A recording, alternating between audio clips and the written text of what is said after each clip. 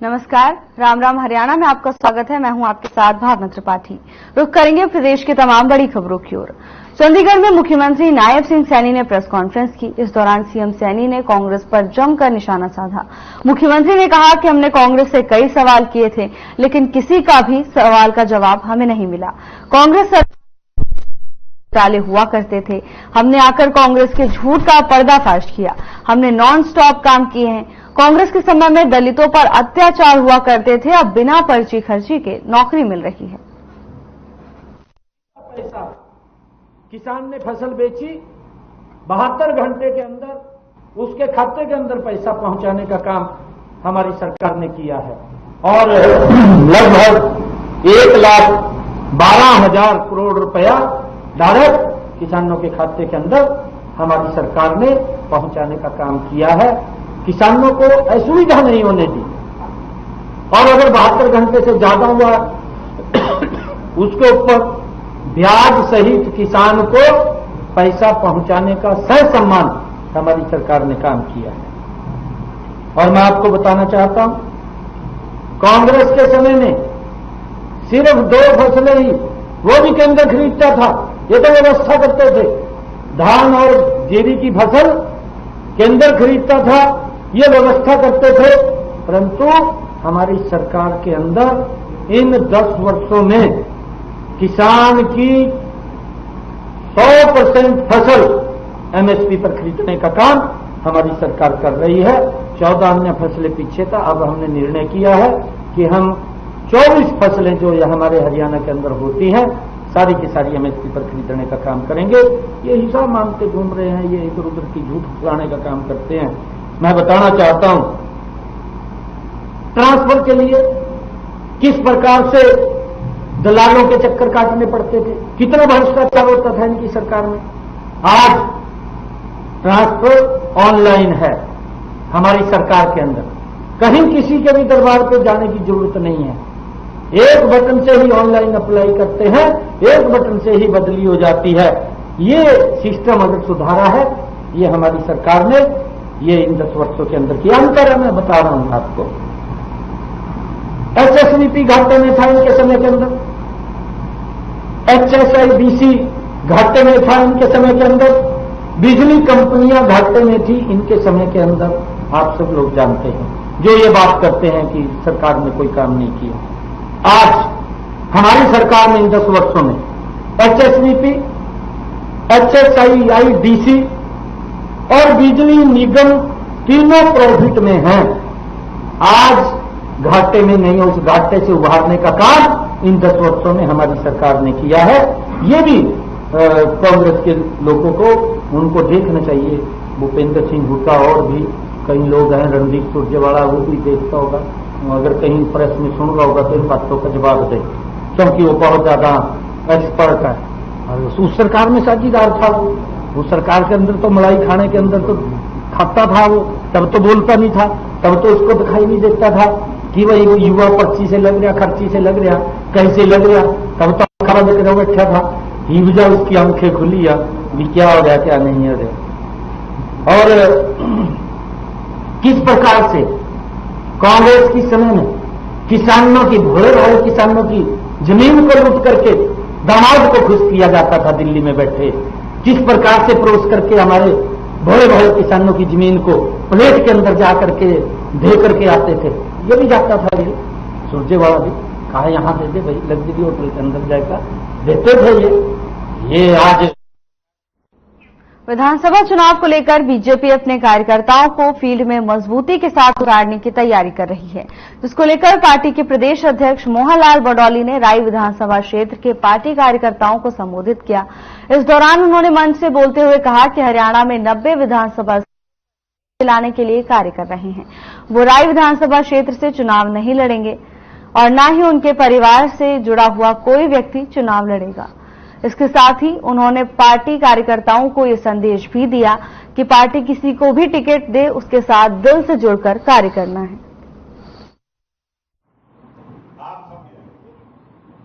अगर उपचुनाव हो जाते, राय विधानसभा में आ जाते तो प्रदेश अध्यक्ष का पद नहीं मिलता। ये मिला जो कम से कम इतने प्रचार होते हुए भी, इतनी भीतरघात होते हुए भी जिस प्रकार से एक मजबूत टीम राय विधानसभा के लोगों ने जो आशीर्वाद दिया है, उसी का ये परिणाम है कि आज एक बड़ी जिम्मेवारी, और ये जिम्मेवारी जो है नाम के लिए तो हो सकती है कि मोहनलाल है, लेकिन ये जिम्मेवारी पूरी राय विधानसभा की सब आपकी है।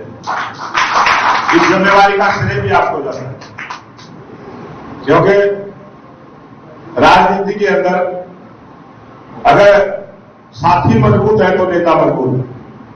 और सोनीपत में बहुत बार ऐसा वाक्य हुए हैं। सोनीपत का राजनीतिक इतिहास भी इस प्रकार का है कि बड़ी जिम्मेवारी होते हुए भी उस नेता को बढ़ने नहीं दिया गया। राय विधानसभा के सरपंच भी यहां विराजमान है। सांसद कुमारी सैलजा की कांग्रेस संदेश यात्रा बरवाला पहुंची है। संदेश यात्रा के आयोजक युवा कांग्रेस के प्रदेश उपाध्यक्ष कृष्ण सातरौड़ थे। संदेश यात्रा के दौरान सांसद कुमारी सैलजा ने कहा कि हम इस यात्रा के सफर में राहुल गांधी और मल्लिकार्जुन खड़गे का संदेश लेकर आए हैं। उन्होंने कहा कि लोकसभा के चुनाव में कांग्रेस के कार्यकर्ताओं ने खूब पसीना बहाया है, अब विधानसभा चुनाव में और भी ज्यादा पसीना बहाना है। सबको मेहनत करने की जरूरत है। इसके साथ ही सैलजा ने कहा कि बरवाला मेरा अपना घर है। संदेश यात्रा के दौरान भारी संख्या में कांग्रेस के कार्यकर्ता शामिल हुए। महिलाएं भी पारंपरिक पहनावा पहनकर नृत्य करते हुए यात्रा में शामिल हुई।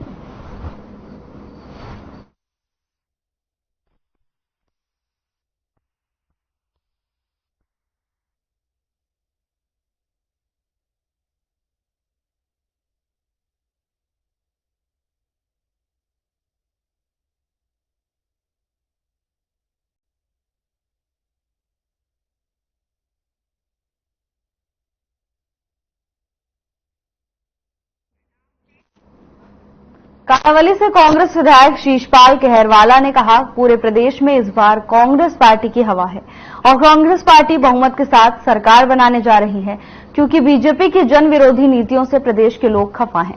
उन्होंने कहा कि इस बार बीजेपी सत्ता से बाहर जा रही है और मैं कलावली से खुद चुनाव नहीं लड़ रहा, बल्कि कलावली की जनता चुनाव लड़ रही है। जब जनता चुनाव लड़ती है तो मुकाबला किसी से कोई नहीं होता। वह जहांगीर सिंह कॉलोनी में कुलदीप सिंह नंबरदार व उनके साथियों को कांग्रेस पार्टी में शामिल करने के कार्यक्रम में पत्रकारों से बात कर रहे थे।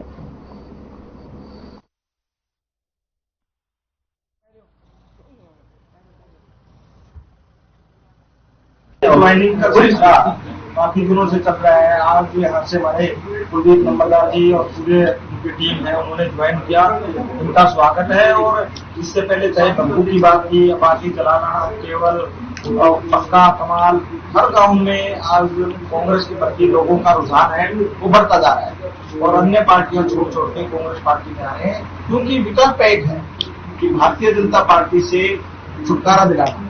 और लोगों के मन में एक नारा आ चुका है कि अक्टूबर 4 भारतीय जनता पार्टी बाहर। इस बाहर करने के लिए कलावाली हो या पूरा हरियाणा हो, उन्होंने अपना मन बना दिया है कि हमने इस बार कांग्रेस पार्टी को लाना है। और जिस पार्टी ने किसान, मजदूर, व्यापारी, कर्मचारी को कुचला है, उनके डंडे मारे हैं, चाहे सरपंच है, नंबरदार करता है, उनको खत्म करने की कोशिश की है।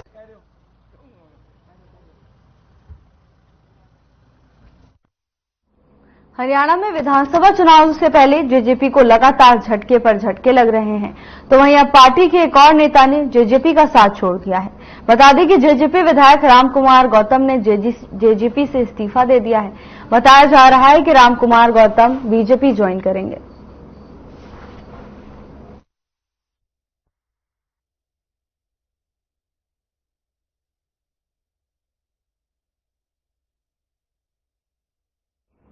सिरसा में इंडियन नेशनल लोकदल के राष्ट्रीय प्रधान महासचिव अभय सिंह चौटाला ने कहा कि ईडी की ओर से अगर पूर्व सीएम भूपेंद्र सिंह हुड्डा की संपत्ति कुर्क करने के बावजूद बीजेपी उनके खिलाफ कोई कार्रवाई नहीं करती है, तो उनकी बात पर पूरी तरह से मोहर लगेगी कि बीजेपी और भूपेंद्र सिंह हुड्डा एक दूसरे से मिले हुए हैं। वो शुक्रवार को गांव मलिका में मीडिया कर्मियों से रूबरू हुए। उन्होंने कहा कि इनेलो आगामी विधानसभा चुनावों को लेकर पूरी तरह से तैयार है। आगामी 1 सितंबर को कुछ सीटों पर और 5 सितंबर को हरियाणा की सभी सीटों पर गठबंधन के उम्मीदवारों के नाम घोषित किए जाएंगे।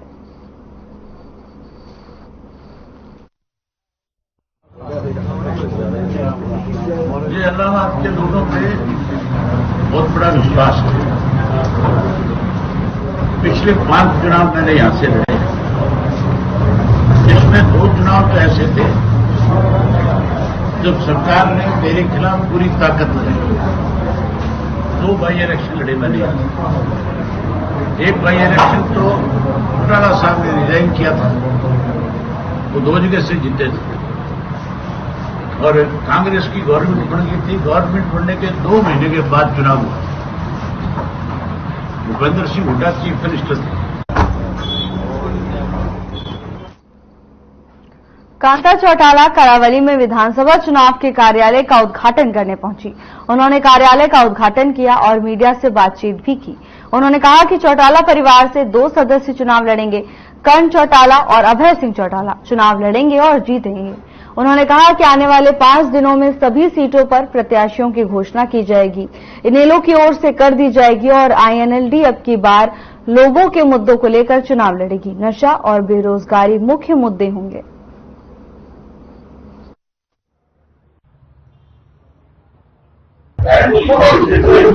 बहुत अच्छा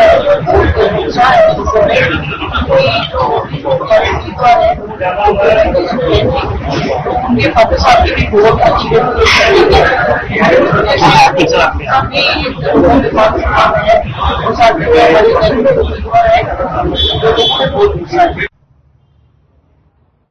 चरखी दादरी जिले के बाढ़रा कस्बे में 27 अगस्त को गौ मांस पकाने के शक में प्रवासी श्रमिक की पीट कर हत्या कर दी गई थी। इस मामले में चरखी दादरी पुलिस ने 2 नाबालिग सहित 7 आरोपियों को गिरफ्तार करने में सफलता हासिल की है। 2 नाबालिग को जुनाइल जस्टिस कोर्ट में पेश करके बाल सुधार गृह फरीदाबाद भेजा गया, तो वहीं 5 आरोपियों को अदालत में पेश करके पुलिस रिमांड पर लिया गया है।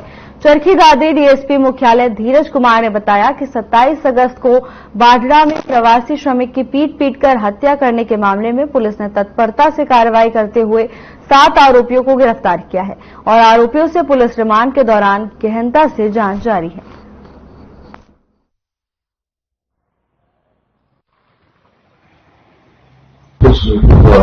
प्रवासी मजदूर की पीट कर हत्या कर दी गई थी, जिसके संबंध में उनके खिलाफ बीएनएस के तहत मुकदमा दर्ज किया गया था, जिनमें 4 नामजद युवकों सहित कुल 7 लोगों को गिरफ्तार किया गया, जिसमें 2 औपचारिक बालक भी हैं। पुलिस इसमें तत्परता से कार्रवाई कर रही है और कुछ ही घंटों में उनको गिरफ्तार कर लिया गया था और अभी वो हमारे पुलिस रिमांड पर हैं, जिनसे गहनता से पूछताछ की जा रही है। इस संबंध में हमारा लगातार फ्लाई मार्च और अन्य जारी है। इलाके में बावड़ा के इलाके में जिला चरखी दादरी के क्षेत्र में कानून और शांति व्यवस्था पूरी तरह से कायम है। पूंडरी विधानसभा के खंड दांड कस्बे के पंचमुखी चौक पर बंदराना की ग्रामीणों ने एजेंट के खिलाफ प्रदर्शन किया। ग्रामीणों ने एजेंट पर विदेश ले जाने के नाम पर हत्या के आरोप लगाए हैं। लोगों ने एजेंट को गिरफ्तार करने की मांग को लेकर पंचमुखी चौक पर प्रदर्शन किया। इस दौरान पुलिस प्रशासन और डीएसपी भी मौके पर मौजूद रहे, तो वहीं पत्रकारों से बातचीत करते हुए लोगों ने विदेश भेजने वाले अंकित राणा पर हत्या करने को आरोप लगाए। इसके साथ ही मांग की गई है कि आरोपी राणा को फौरन गिरफ्तार किया जाए। वहीं मामले को लेकर डीएसपी वीर भाड़ ने बताया कि आरोपी के खिलाफ मुकदमा दर्ज किया जा चुका है, जल्द ही आरोपी को पकड़ा जाएगा।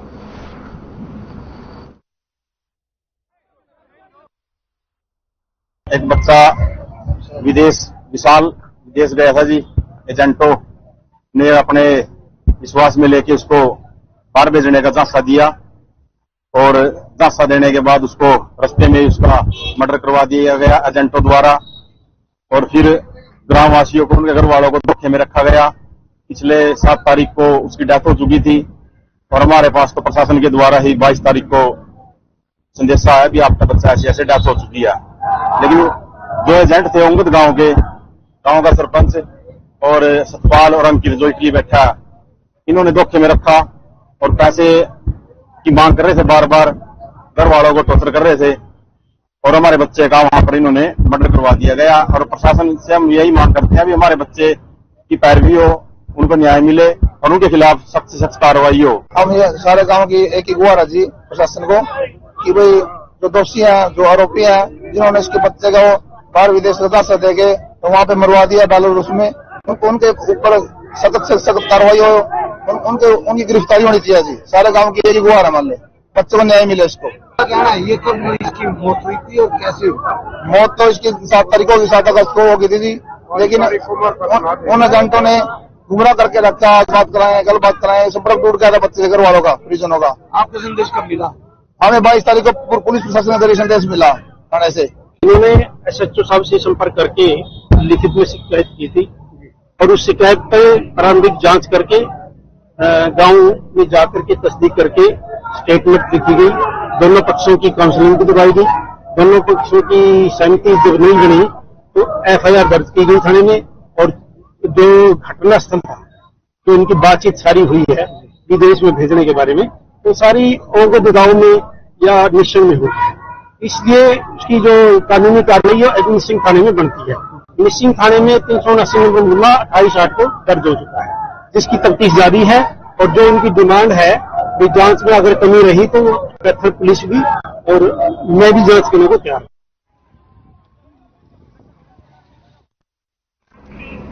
अम्बाला CIA ने दो अलग अलग गैंग से 3 चोरों को गिरफ्तार किया है, जिनके कब्जे से लगभग 28 व्हीकल बरामद किए गए हैं।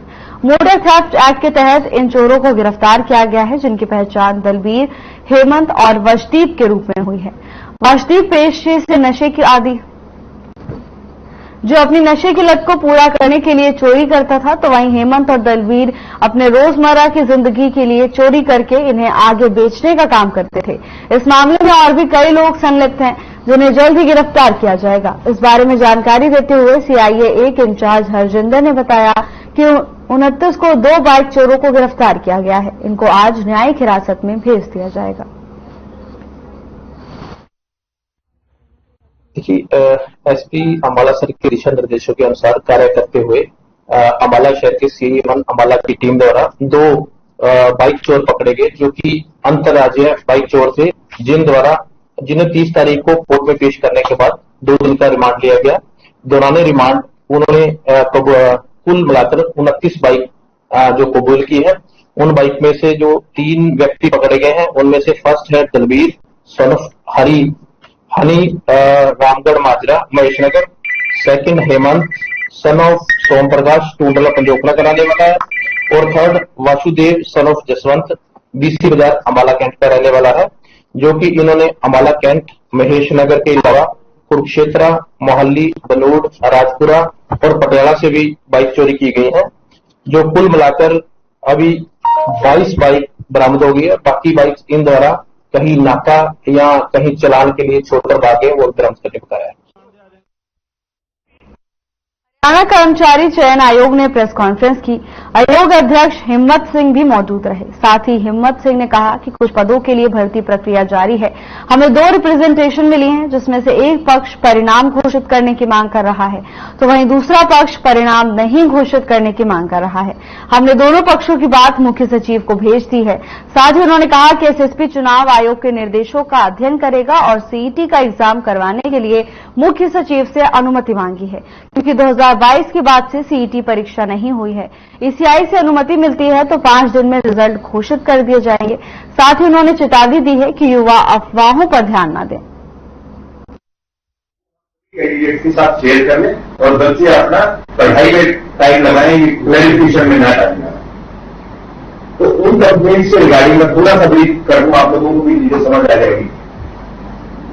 जो हमारा CET 2022 में कंडक्ट हुआ था फर्स्ट टाइम, उस टाइम पे 5th और 6th नवंबर 2022 को ग्रुप C और 21 और 22 अक्टूबर 23 को ग्रुप B का एग्जाम हुआ। उसके बाद ये रिविजन में चला गया, उसको बैलेंस किया, फाइनल करता रहा। उसका रिजल्ट जो हमारे पास आया फाइनली जजमेंट DB का, वो आया 31 मई। फरीदाबाद में सोशल मीडिया इन्फ्लुएंसर ने तेज गति से गाड़ी चलाते हुए बाइक सवार को टक्कर मार दी, जिसका वीडियो वायरल हो गया। इस वीडियो में साफ देखा जा सकता है कि किस तरह से तेज गति से गाड़ी चलाते हुए सोशल मीडिया इन्फ्लुएंसर ने एक बाइक सवार को टक्कर मारी है। और बाइक सवार गिर गया। तो वहीं जब ये वीडियो तेजी से वायरल होने लगा तब वीडियो की पड़ताल की गई और पुलिस ने इस संबंध में जानकारी ली। इसके बाद पुलिस ने बताया कि ये मामला 25 फरवरी का है। इस मामले में पुलिस ने अब स्वतः संज्ञान लेकर FIR दर्ज कर ली है और अब उसे घायल व्यक्ति की तलाश की जा रही है, जिसको इस सोशल मीडिया इन्फ्लुएंसर ने टक्कर मारी।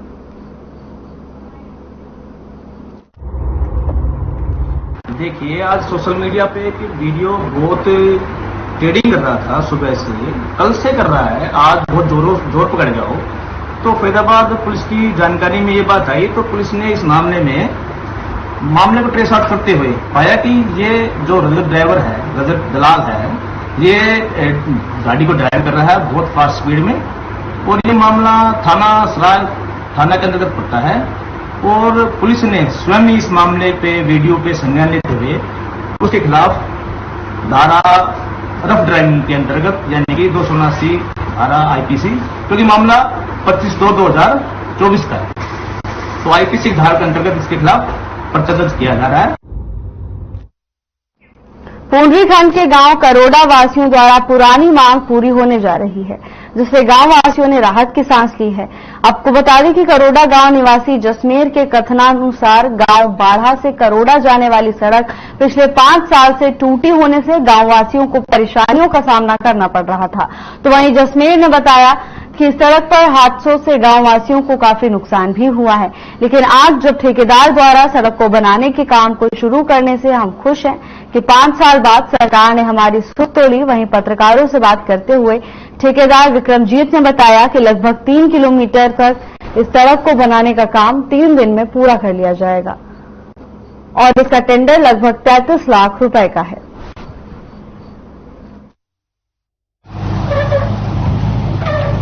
ये टेंडर इसी महीने हुआ था सर और 2 दिन बाद ही ये काम कार्य पूरा हो जाएगा। ये 2 दिन पहले ही हो जाता जी। ये परमात्मा ने मेहर करी। कल जो बारिश हुई उसके कारण कुछ हमारा टुकड़ा बगैर शील बोर्ड के रह रहा था, वो डिसमेंटल भी हो गया था। और कितने दिन में तैयार हो जाएगा? ये 33 फुट का टेंडर था जी। हफ्ते भर में तैयार हो जाएगी ये सड़क जी। तो जब 5 साल पुरानी ये मांग थी और आज पूरी होने जा रही है, बिल्कुल तो सर, क्या लगता है जल्दी पूरा हो जाएगा? बिल्कुल जल्दी पूरा हो जाएगा सर। ये पिछले 2-3 बार टूटी हुई थी, इसमें पहले पैच भी लगे थे। अब ये बिल्कुल दोबारा बनेगी, कोई दिक्कत नहीं है, इसमें कोई परेशानी नहीं है। बिल्कुल बहुत बढ़िया बना रही है, कोई दिक्कत नहीं। क्या आपकी मांग पूरी होने जा रही है? हाँ जी, हम संतुष्ट है।